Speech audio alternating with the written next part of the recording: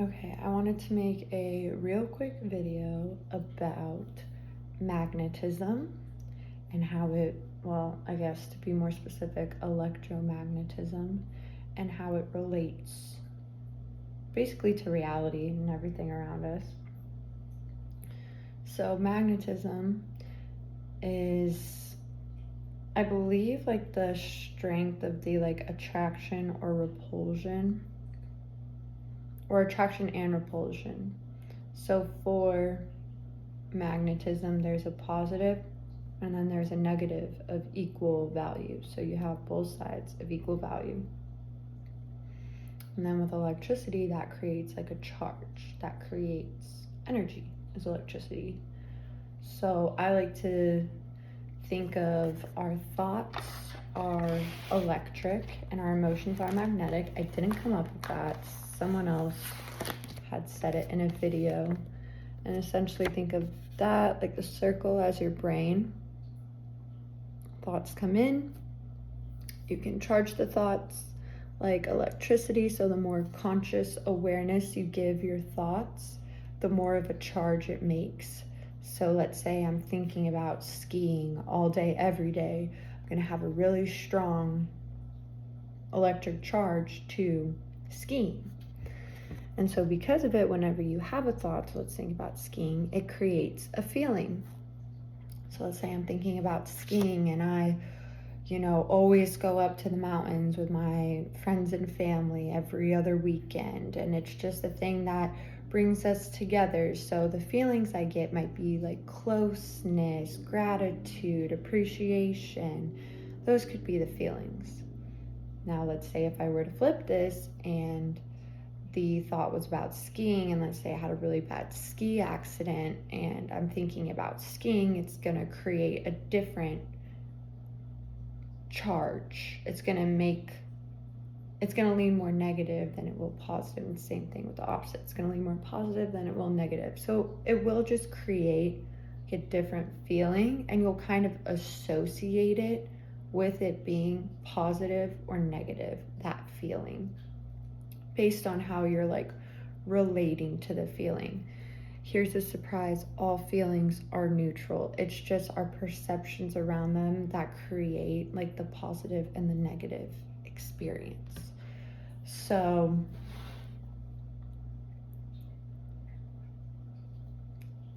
to put it together more, just like electromagnetic is a thing, like electricity and magnetism are essentially tied like hand in hand.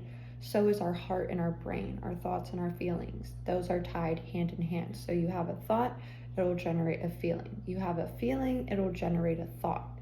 So you can't, not that you can't separate the two, but the two kind of work together.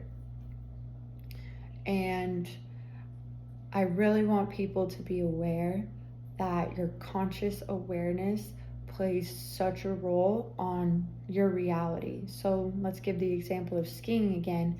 If you're having the good, feel close, feel happy, warm feelings with skiing, it's gonna make you feel, like I said, that closeness, appreciation, gratitude. So you're gonna attract that energy to you because that's the energy that you're emitting in your auric field. So your auric field, just like an atom, which has a positive and a negative, it creates its own little toroidal field. I think it's spelled Torridal, toroidal field. Look it up if you don't know what it is.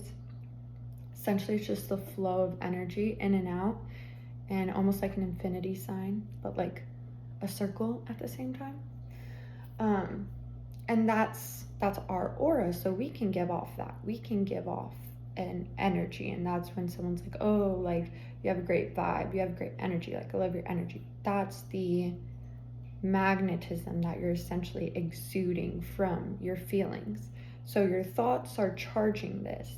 That's why it's so important to be conscious of your thoughts and feelings, because they can shape your reality. They do shape your reality because it's drawing experiences towards you. And so to play on it a little bit further, let's say we have a thought like skiing, it comes into our space. A lot of people identify with their thoughts and their feelings, and they think that they are their thoughts and their feelings. So because they think about skiing, because they feel this way, that means they're this type of person. It's very surface level truth. That is your identity. That at the end of the day is not who you are. That is just your identity that has been constructed over time. Who you are is on a soul level so much more. This is just how your soul has chose to live through the brain and the program, and so your thoughts and your feelings are essentially just the program running. Does that make sense? So with the skiing example, if you had a skiing accident before, you're gonna have different thoughts and feelings that come up around skiing than someone else who, when they think of skiing, it's like a close thing that brings them all together. So two, same thought, but two very different emotional responses because of their programming. And programming is essentially just their past experiences and emotions that were tied to it. So essentially, you are not only your thoughts and emotions. That is just kind of the program that is running right now in your life, but you're more than that on a soul level. On a soul level, you're just conscious awareness.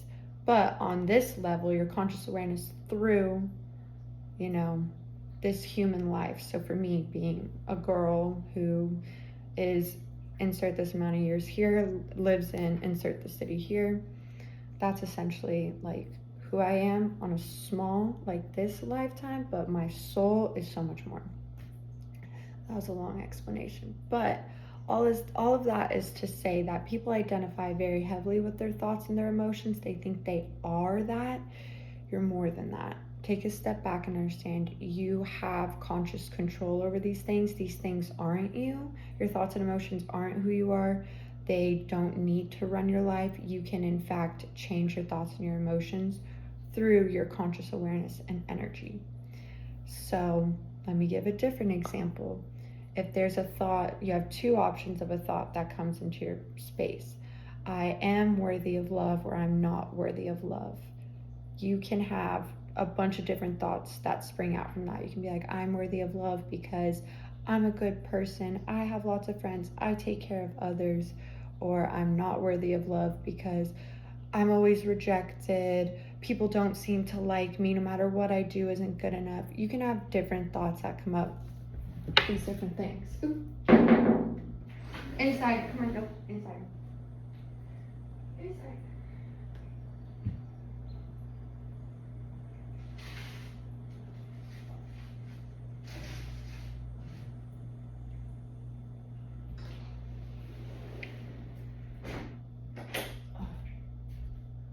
Sorry, my cat's outside and I have birds on my balcony. It's a mess. Besides that, back to what I was saying. You can have the thought, I'm worthy or I'm not worthy, and you can charge it with different things. You can validate it in different ways, but those two feelings you have conscious control over, because let's say you have the thought that's I'm not worthy, and you're feeding that thought and you're feeding that thought. You have a whole infinite realm of choices and decisions you can make. And so what choice and decision you make should be in alignment with where you want to be going. So let's say that you're in a place where you feel like I'm unworthy, and you want to be in a place where you feel I'm worthy. You have to take the time, energy, and conscious awareness to understand why you feel unworthy. And it takes a lot of energy to do this, but it's so worth it. So worth it. But understand why you feel unworthy. Address it through either your thoughts, your words, your actions, your habits. Just try and get it into alignment with where you can feel worthy. And through that process of trying to get it into alignment of feeling like you're worthy, you will reach there. You're just gonna go maybe through different turns and different alleys, but as long as you continue I want to feel worthy, you'll get there. eventually in one way or another. And that's why it's important to be aware of your thoughts and your emotions, because if you're unconscious and you're identifying with your thoughts and emotions, you're going to be like, oh, I'm unworthy, this, that, and it's going to create this feeling, and you're just going to keep perpetuating this experience unconsciously for yourself of unworthiness until you take that conscious control in your own mind and hands and you do something about it, and you would look at it, you see it, and you work with it. You don't get upset. You don't try and fight that you're feeling this way. You accept that you feel this way and you work on it to get past it. And then you also acknowledge that it's going to be challenging. It's not going to happen overnight. It's not going to be easy, but you work with it. And eventually, slowly but surely, it starts getting better. You start feeling better. And I wish people understood this more.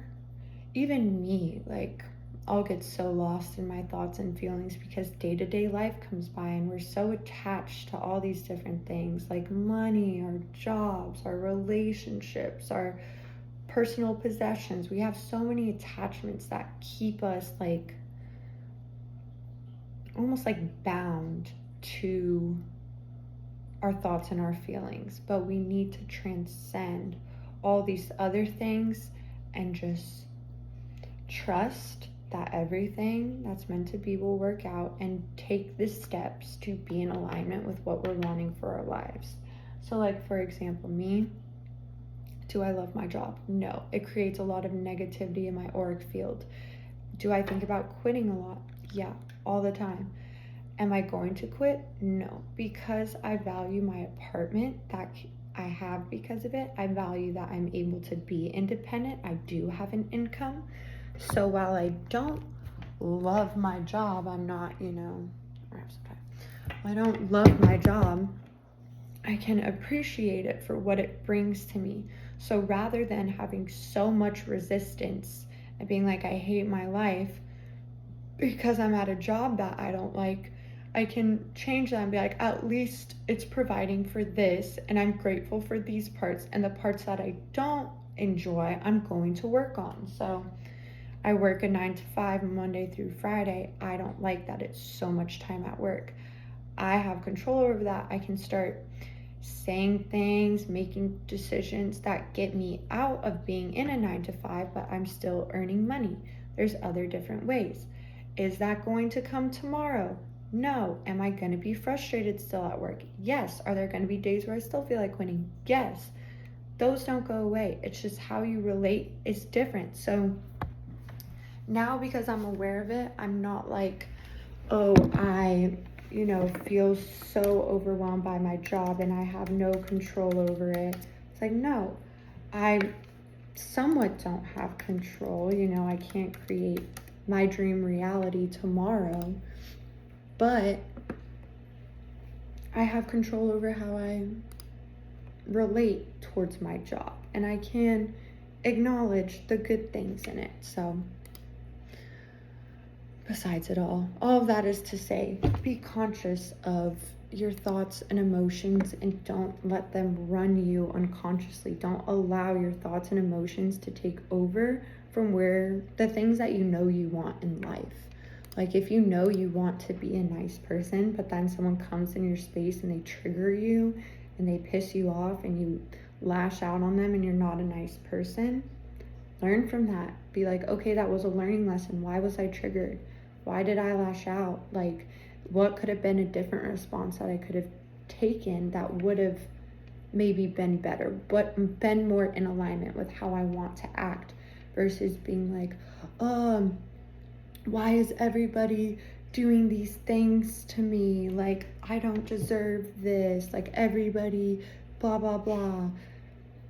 Don't feed that thought. Don't let that thought get bigger, because that thought will grow, and then it will be so big that you eventually have to do something about it, which I will make another video explaining that more in depth, because that's an extension of what I've been talking about, but I have a really good illustration for it. So besides all that, that's it for the video. I do have to get back to my 9 to 5. I'm done with my lunch, so hopefully you enjoyed it. Leave some questions in the comments, and yeah, that's it. Bye.